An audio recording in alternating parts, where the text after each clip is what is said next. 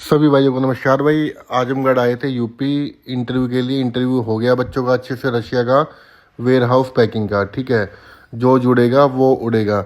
और जिस भाई को भी जाना है एक अच्छी कंट्री में या फिर रशिया में वेयर हाउस पैकिंग के लिए, तो अपने डॉक्यूमेंट सबमिट करा दो ऑफिस पर, आप सबका काम होगा। अब चल दिए दिल्ली अपने घर की ओर।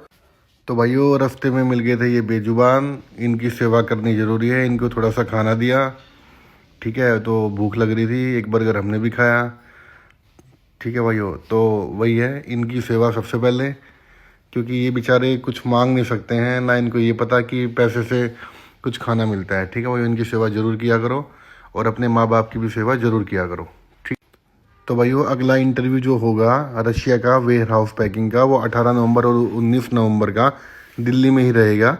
ठीक है, जिसको जाना अपने डॉक्यूमेंट सबमिट करा दो ऑफिस पर। ठीक है, सबका काम होगा। जय हिंद, जय भारत, सदा खुश रहो भाई।